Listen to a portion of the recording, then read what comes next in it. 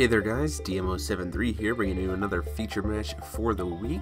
I'm actually playing New Frontiers today for the feature match. It's going to be the last time we're going to be able to see Grim plus Alice New Frontiers with the rotation coming up.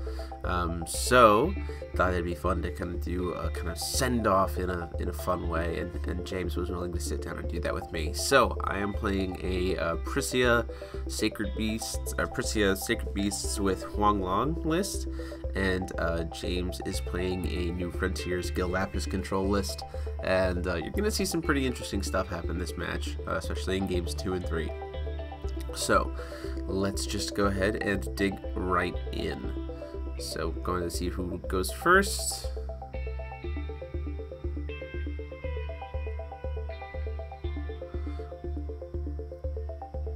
It's going to be him on the play. So I'm already kind of at a natural disadvantage playing Prisia against Gil Lapis, because one of the things that makes Prisia really good for Sacred Beasts is the ability to use those horns to play bigger creatures early and get the pressure in.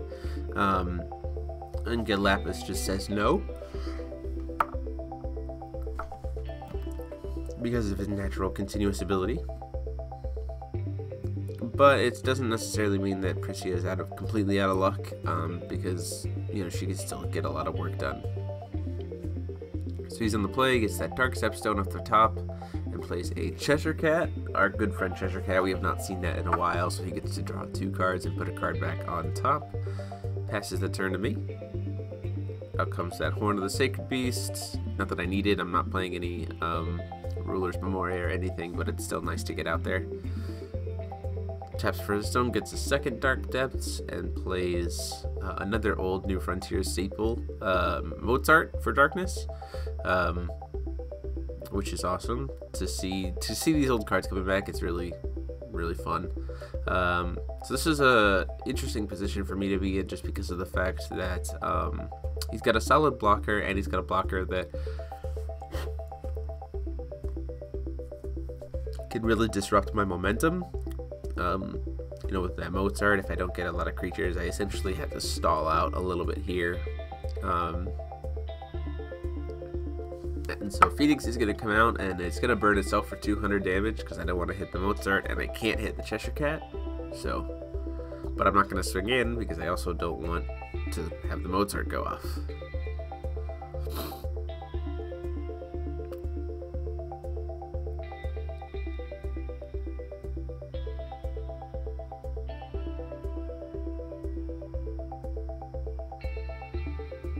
James is going to bring in a Valentina and swing in for 200, and I'm going to take it because I don't want to kill the Mozart yet. Put it down to 38. Pushing into my turn. I have to find a way to bounce stuff off the board. I have to find a way to get that Mozart out of the way to really get any true work done.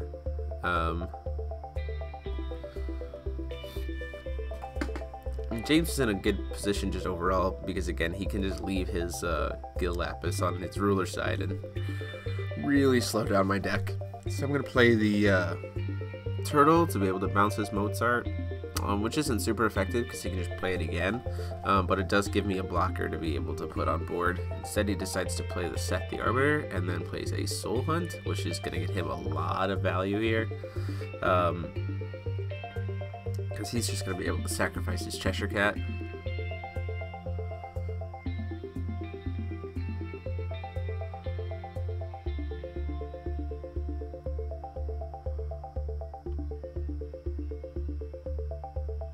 Or he's going to sacrifice the Prisia, and then he's going to get the Seth trigger. So he gets a lot of stuff. So his Seth trigger goes off, and he gets to bring the Valentina back to his hand.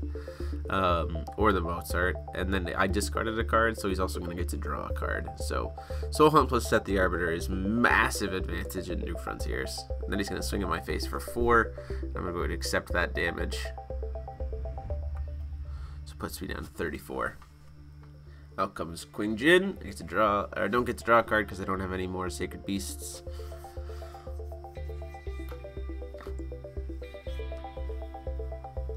All I can do is pass. 5th stone for James. Really, I'm kind of just trying to stall out a little bit until I can play Huang Long, which I did keep in my opening hand, because I know that once I get one of those, there's not really much he can do, at least early on. It's still a lot of pressure, and it's 4 creatures, and it really swings the tempo back in my favor. So right now, you know, the less damage I take, the better, and it just kind of keeps me alive.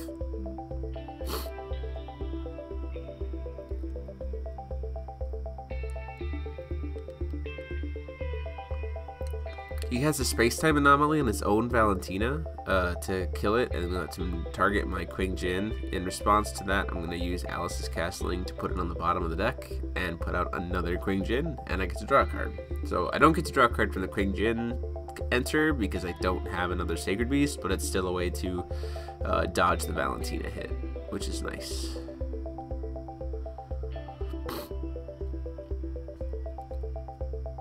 Phoenix is going to come out and burn the other Phoenix. I'm going to swing in at his face for 8, get rid of that Cheshire Cat, which is going to get shuffled back into the deck. Swing in for 4, which he's going to take, putting him down to 34. And I'm going to pump it up to 36 with, or to 600 with Queen Jin, but after declaring no blocks. So down to 34.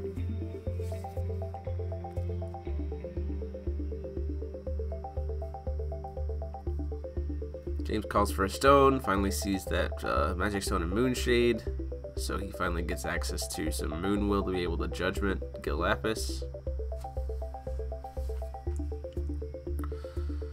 Uses a Stoning to Death off the top to try to kill Queen Jin. I'm going to respond by pumping up my Phoenix for the turn. It'll die. Set the Arbiter will trigger, and he gets to bring back a Resonator from his graveyard back to his hand. So Mozart gets to come back.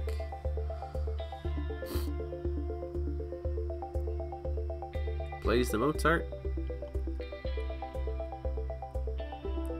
and then passes the turn. During the upkeep, because there's no reason not to, I'm going to go ahead and pump up, you know, just for fun. Pump up Priscia if I decided to flip her for the turn. Or, no, I'm shuffling the graveyard back in. That makes way more sense. And the reason why I'm doing that is because I'm about to hit my 6th stone, and so I want all those Sacred Beasts to be back in the deck, because he has gotten rid of a lot of them for Huanglong, which I'm about to just jam here. So I'm explaining exactly how I'm paying the will so that all 4 attributes get covered for Huanglong.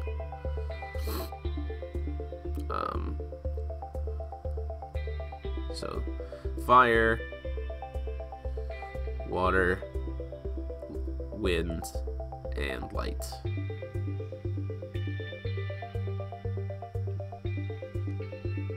Now I have to pick the order in which I'm going to resolve stuff.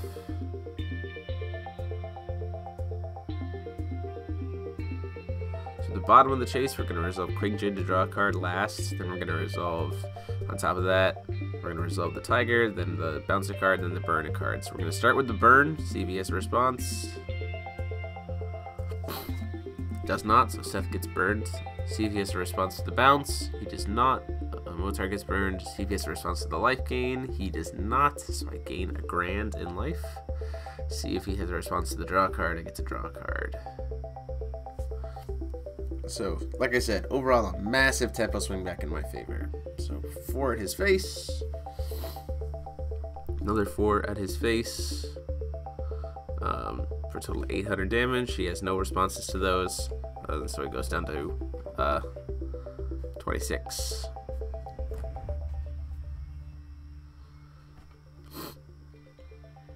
He's going to go ahead and Stoning to Death by pinging himself for 200 to get the Huanglong out of the way.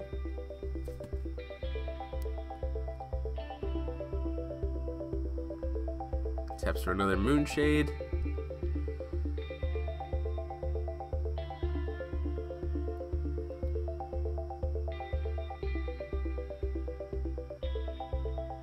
Gets the Seth out there, gets the Mozart out there.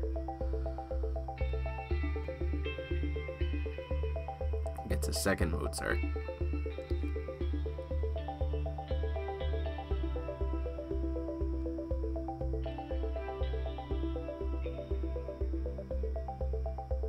Tap for another stone. attempt to swing in for 4. He goes to block. In response, use Alice's castling to put it on the bottom. So now that block has been used up. I bring in another Phoenix to kill the Seth the Arbiter. Burn it for 10 damage, so it'll die. Get to draw a card off that. Off the Alice castling.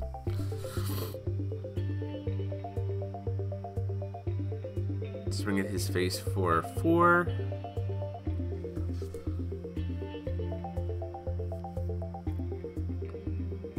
Pump it up to 6 damage.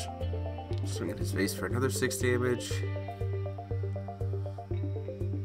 Target attack the Mozart to get it out of the way and sacrifice the tiger to it, and then just swing in for lethal there with those. So we move into game 2.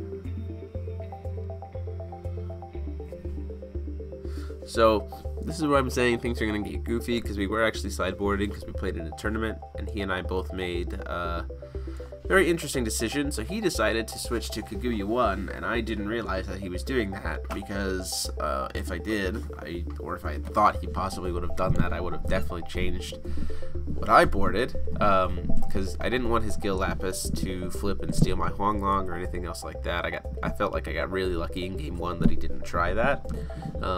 So I actually boarded into a 7 ruler before. For those of you who have been with the channel for a while, you will recognize that oftentimes when I play Prisia, I like to board Blazer and more red cards, and I did exactly that, which was the wrong choice against a Kaguya player, but I didn't know that he was going to be boarding into it, so not so great. So he tests for his first stone and just sets a standby. For my first stone. The other problem is I didn't see any Horns of the Sacred Beast, which is not good either. So I'm not going to be able to get that pressure on really early.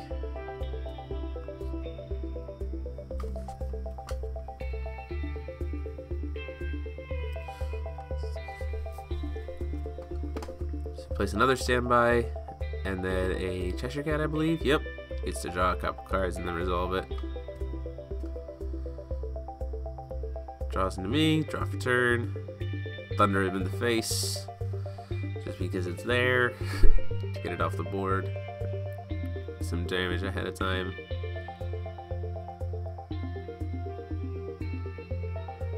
Catching myself because I already drew for turn.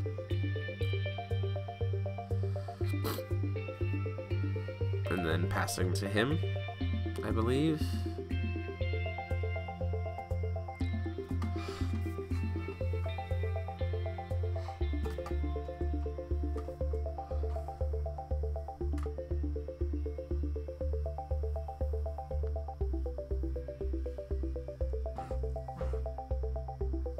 I do have my board wipe spell in my hand, which is going to be very effective, helpful for later.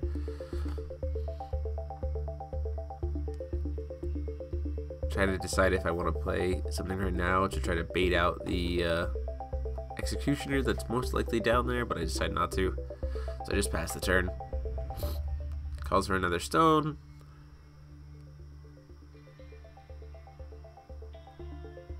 Plays that Seth the Arbiter, which is very powerful when you're playing with Executioner. You get to kind of cycle stuff a lot.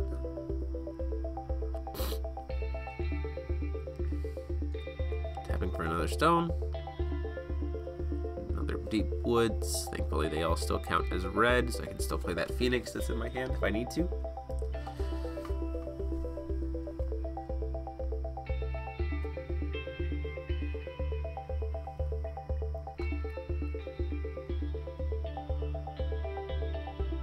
Instead, I decide to play, try to figure out which 2-drop I want to play, primarily just because I have that Alice's Castling in hand that I want to make use of.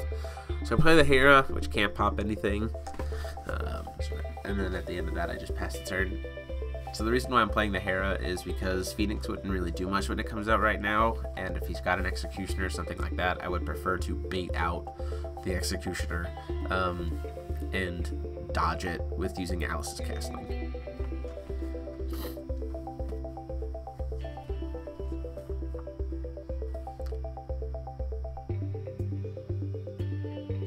one for a standby. Gets another Seth the Arbiter out. Swings in for 6. Which I take, so down to 34.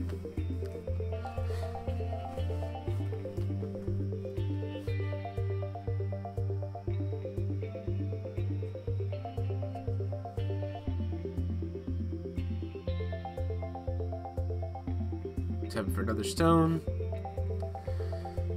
Blasting Waves. Not that I needed access to red. I'm gonna go ahead and play Prisia. So the Prisia is good because it, you know, the Valentina is good because even if he tries to kill it, I get to put in some work there and steal some things. I'm gonna swing at his face for 500. Out comes that Executioner that we knew was there. In response to the Executioner, we're gonna Alice Castling it. So just like I wanted to do, we're gonna dodge, bring out the Phoenix. We're gonna target a Seth the Arbiter and get to draw the card from Alice Castling. So we're gonna burn the Seth the Arbiter for 200 and swing for 400. He just blocks with the Cheshire Cat, but it's okay. This way I still always take a beast that's out on board, and I have the Valentina, so a little bit of a pressure swing my way.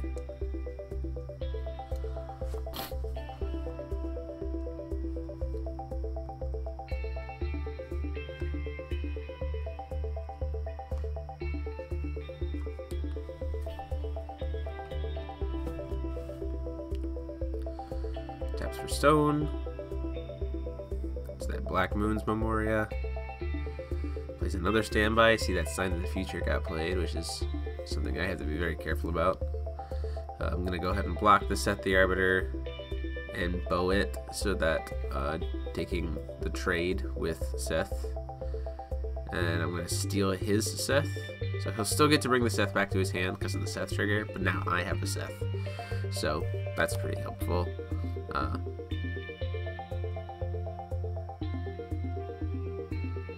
But the problem is, he just then flips the Executioner, and technically a creature entered my field because I stole his, so he just gets to immediately kill it. So that's Seth's steal was very short-lived and a very strong play from James. So I take 300 from the Executioner, and I draw for turn. Now, normally it wouldn't be such a big deal. I'm still doing fairly well here, and a Huanglong would have a lot of pressure to be able to put onto this board. The problem is, because I didn't want to play... I was expecting to see more horns in my opening hand, and I didn't expect to be playing against Kaguya. I actually boarded out all of the Huanglongs. So for future reference, don't do that. So if you did this right there, just to help kind of clear the board, I played the Phoenix burn spell and then thundered his Lucifer so that it got killed as well. And then I use my remaining wills, I cancel his Seth, leaving him with 3 open will, and he passes the turn there.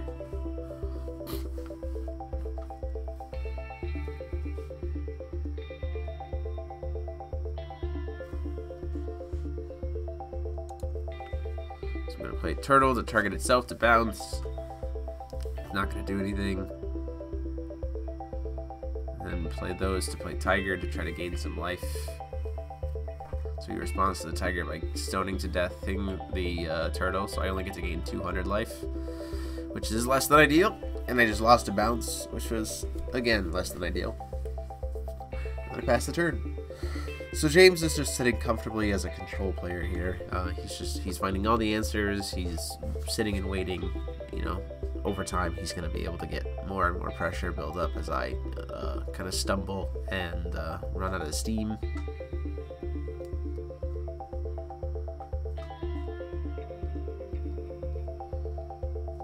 He's playing those Cheshire Cats. That also really helps him. You know, catwalling is a thing that used to be pretty massive in this game. And he plays the Lucifer, which makes me lose my creature. So again, he's just going to be able to re-establish a board here. My ruler is essentially useless because he's never going to flip the Kaguya. And I'm left with just having to kind of deal with what is on the board.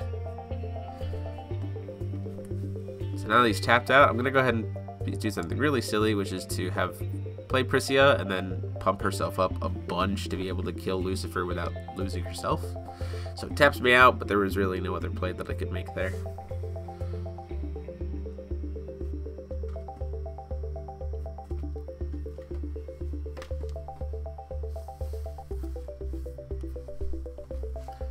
Place that Mozart, passes the turn to me, so he's just sitting on all that open will and card advantage in his hand that he can just use as he needs to. So I attempt to shift, and in response he just Stoning to Death it. See, she's not protected, and he can just sit on all that removal and just counter pretty much everything I play. Play the the Baihu to gain 200 life, not that it's going to help me much. And then I pass the turn. We are playing in a tournament, so I'm trying to keep track of time. He's in a space-time anomaly twice. By paying himself 200 to make that happen. And then he recovers. Taps for another stone. I believe he just passes the turn there.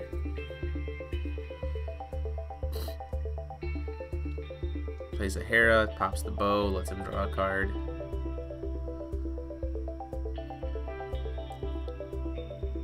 Sets another standby. And then just to finish me off, he uses the Vingolf discard card. In response, I'm going to try to Wall of Wind it, and he's going to pay the extra one. Because it was my only card in my hand, so I was like, it's going either way. I might as well make him burn the will.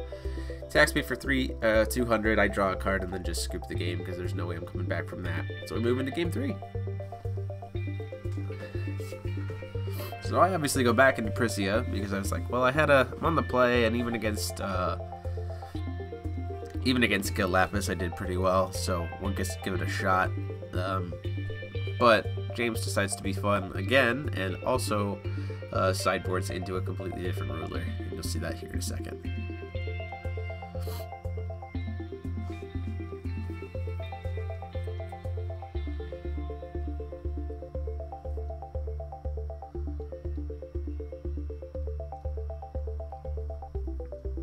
He flips into Alice in Wonderland. So, Prisia versus Alice, the good friends, get to fight. Play the first turn bow and then pass. This is to help me deal with his standby spells. Unfortunately, didn't see one of the Sacred Beasts in my opening hand. I didn't really feel like shipping away what I had.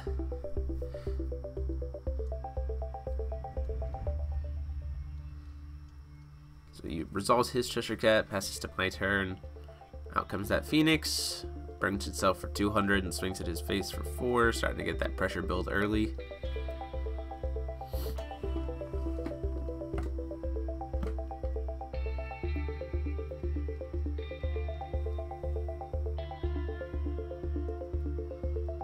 Wants to look at my hand. He gets to grab any card that he wants.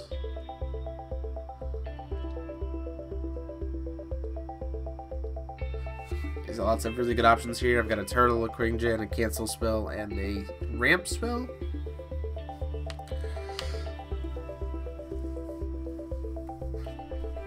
Decides to hit Quingjin, slow down my draw power a little bit, which I think is the best choice.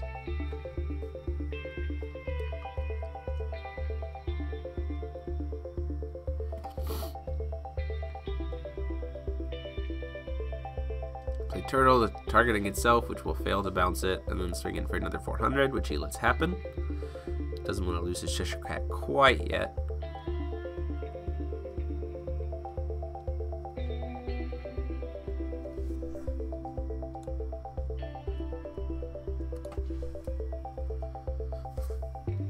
So there's debating what he wants to do here. He's got, you know, all kinds of things. He decides to spend his will to set a standby, calls a stone. I'm going to go ahead and pop that standby with a bow. James admitted that he kind of forgot that bow was there, which is why it's very important to always check your opponent's board state before you make a decision. Passes to me, so I feel pretty confident after that little misplay from James that I'm going to be able to build some pressure here. Out comes Phoenix. Phoenix has to burn something, so it'll burn Turtle for 6, but Turtle will survive, swing in for 4, and then swing in for another 4, which will put him down to 2,400.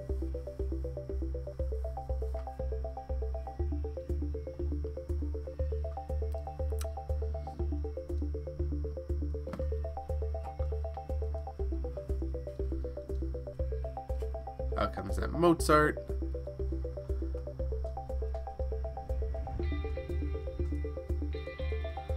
Question is it a little too late? Then James just passes the turn. So drawing into my turn, tap for my 5th stone.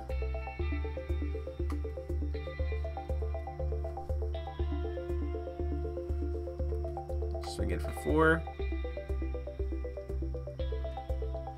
He's gonna block it with the Cheshire Cat. Swing in for another 4.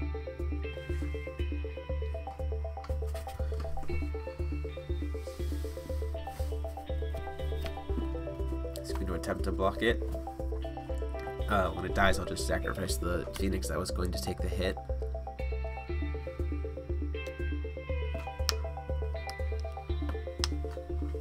So that way it's not a 2-for-1 or anything else like that. It's just a 1-for-1 trade.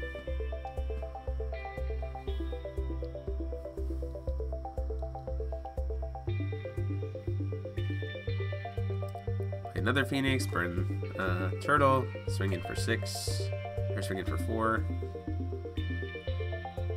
He's going to attempt to play Space-Time Anomaly on that, and I'm going to use my Seal of Wind and Light to cancel it, so that damage is going to go through, putting him down to 2,000.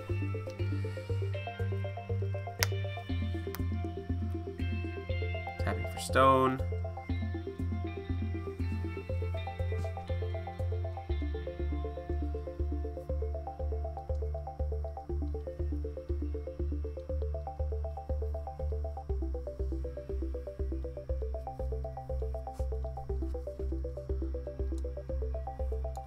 Plays a Cheshire Cat. Draw some cards. Sees that other Seal of Wind, or the other Sign of the Future, which is a pretty good, call for him. Sets it as a standby.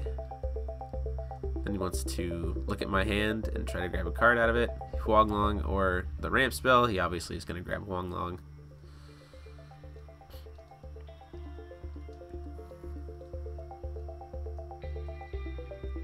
Drawing into turn.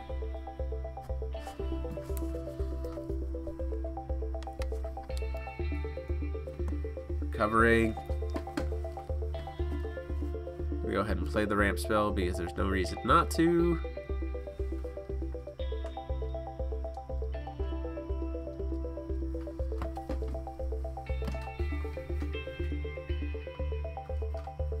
Attempting to swing in for 4. He's going to play that Cheshire Cat, and then I'm going to try to swing in for another 4. And he's just got the Sign of the Future. So he's going to hit the 2 creatures that can still attack and put damage in on him this turn. I'm going to go ahead and flip my Prisia.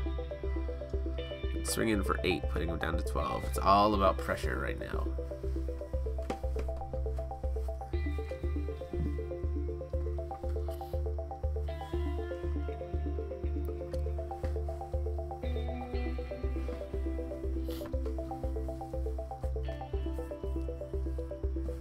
Plays Lucifer, so I have to sacrifice my chicken.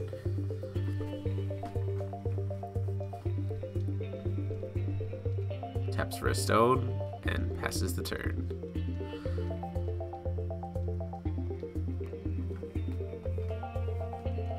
Again, this is one of those moments where I wish I could draw into a Horn of the Sacred Beast, but it's not really looking good for that. So just can't seem to find it. So I attempt to swing in for 8. He goes to block with Lucifer. In response, I'm going to do Prisia God's Art for 3.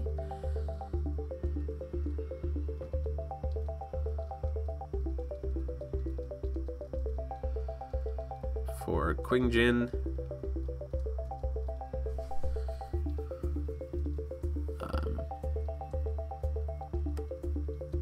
the Turtle, Zhanwu, and Phoenix, Zhu Kuei.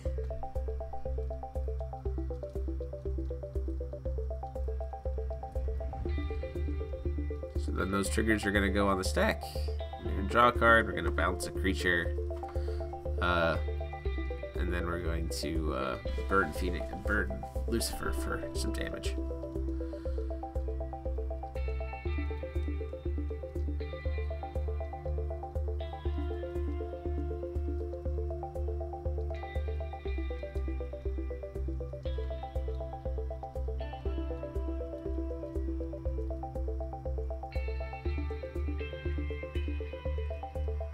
Try to resolve the bounce.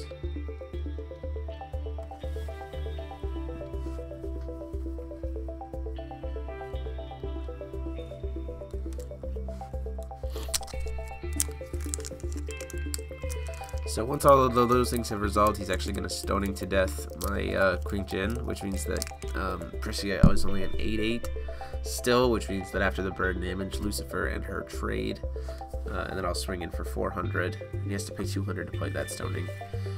So really strong play by James. Definitely was not my most ideal situation for me to have that trade happen. Didn't expect the stoning to death. Didn't expect him to have it. And unfortunately, this is where James gets to start bringing that momentum back in his favor. How comes out the Celestial Wing Seraph? I know there's going to be a Lucifer following closely behind.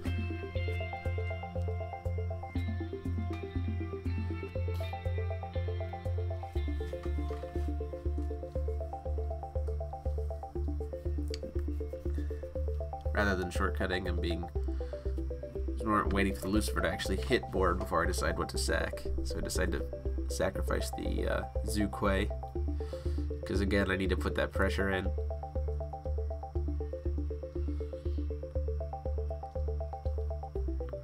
But then the problem is James uses 1 to Judgment for Alice for light and gets to gain a grand right off the bat. So that's no good for me either.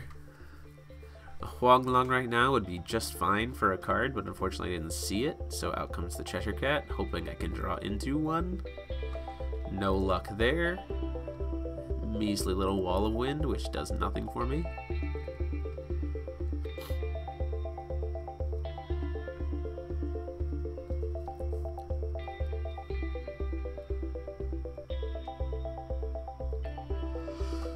So I play another Cheshire Cat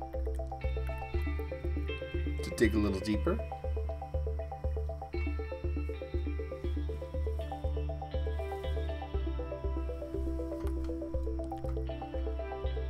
Play a Moonbreeze Elf, which is totally irrelevant at this point in time. And then say, heck, why the heck not? Let's play another Cheshire Cat. This is times like these where sprinting from the Beast Lady would be phenomenal for next turn. But wasn't playing one of those. It was a mistake on my part. So draws into turn.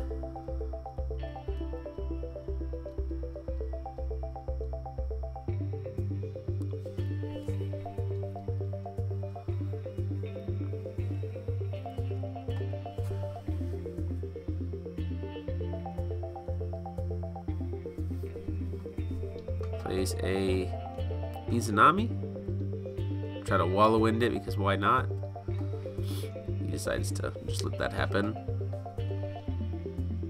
He doesn't mind it being in the grave.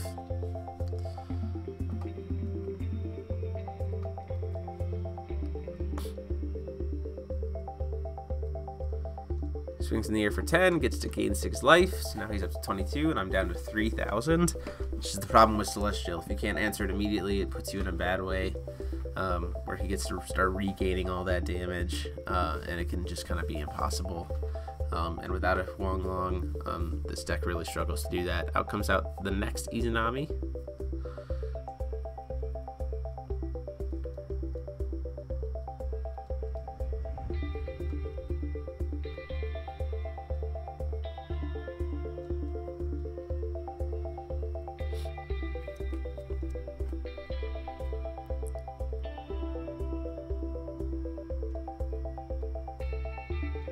Decides to swing with the Lucifer, putting him down to 21.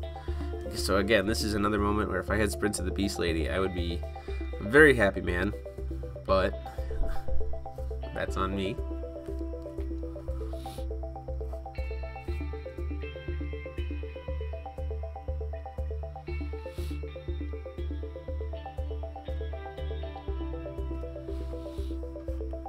So I attempt to poke for 100 damage at his face.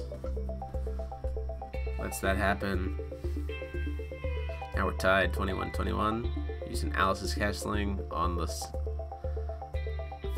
elf to try to draw into it something different. by bringing out a different elf.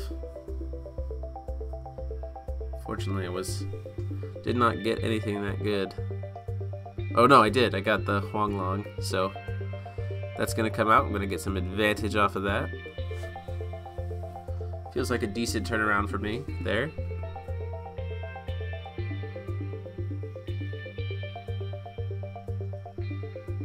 Don't have any more Phoenixes left, which is unfortunate. He's already killed all of them. So we're going to attempt to bounce the Lucifer, because Lucifer is less important when I have Cheshire Cats on board.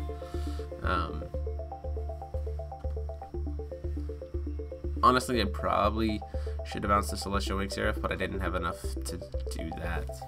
Because at this point, I'm pretty sure he's out of Lucifers. I think he only plays 3. So I get to gain some life as well. When that results, I get to gain 800 life. So we're going to bounce the Lucifer. Get to draw a card and then gain 800 life. So you can respond by paying 200 to stoning to death the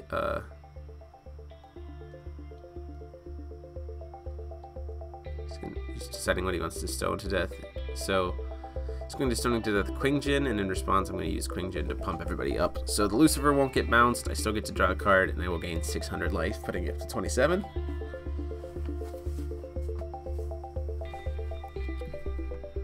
Finally get to draw into that Horn of the Sacred Beast, which would have been nice way a long time ago. But now all my Sacred Beasts are pumped up for the turn, which is nice.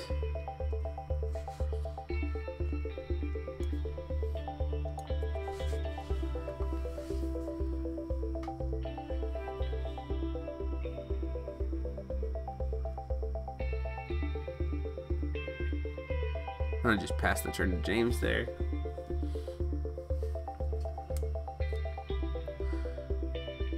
Probably should have swung with Zhuque just to put in some of that damage, but I did not.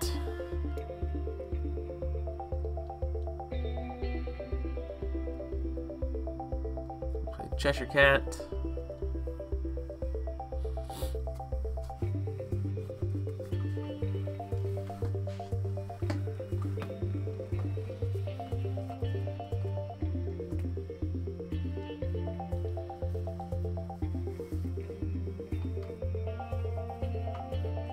Plays a Soul Hunt. So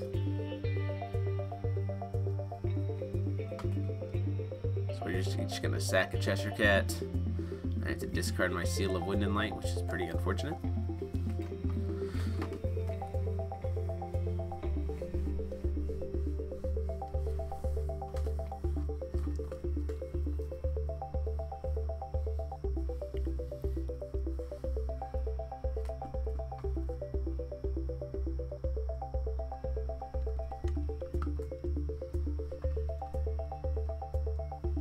So lots of stuff on both sides of the board right now, but it's still kind of anybody's game.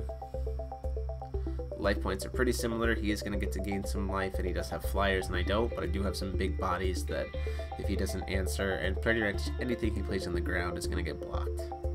So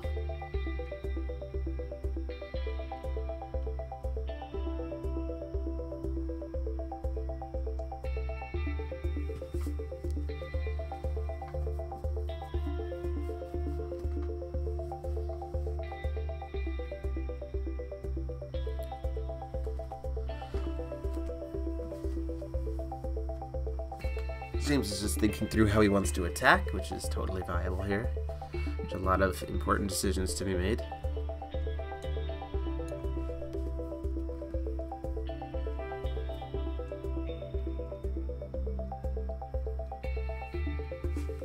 There's really no point in not swinging in with the Celestial Wing Seraph. I have no way to answer it. It's going to gain him life and push me down to a lower life point total. Putting me down to 17. Under 20 is always good for him. That's what's going to happen. So he's going to go up in life, and I'm going to go down in life. So the Celestial Wing Seraph trigger, that's always helpful for a control deck to be ahead in life points as well. Now here's where I made a big mistake. So what you actually see is I draw into a Huanglong, and I completely forgot that he had Izanami in his grave to get rid of my top deck. Oh, sorry, no, an Izanagi, which would have won the game at that point because I would have gotten rid of so much, and the pressure swing would have been enormous. But I forgot to shuffle his graveyard away. I completely forgot that he had an Izanami in the graveyard to make me discard my top deck. So if I had remembered, I could have made him shuffle away his graveyard before I drew, so we would have had access to that. But it's my fault, and so I get punished for it. So I go to try to trade Celestial Wing Seraph with Huanglong. I'm okay with doing that trade, but he just blocks with Hera because I don't have a flyer. And then there's really nothing else I can do here at this point. So I probably should have just scooped the game here, but you see how things played out.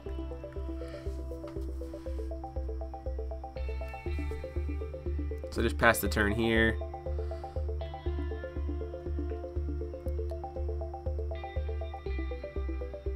So he plays a Seth.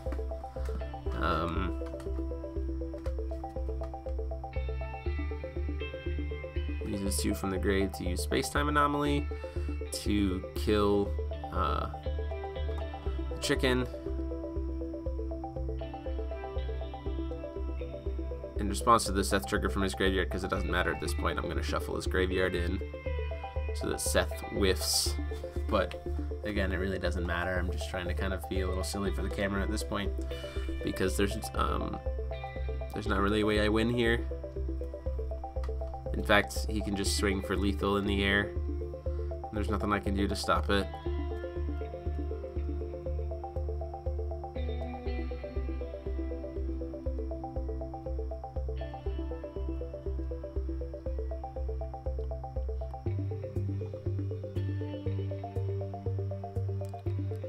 Draws the card off the Space-Time Anomaly that he didn't already draw. Plays the Cheshire Cat. Burning himself for 200 in order to do it.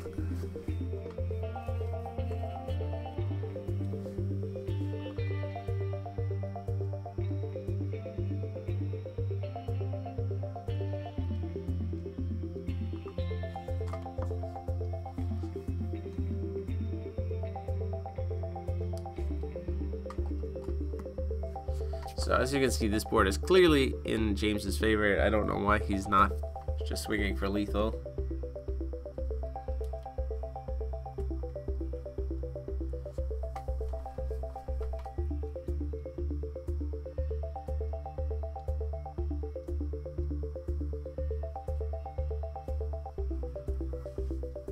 So the very goofy end to a very goofy match.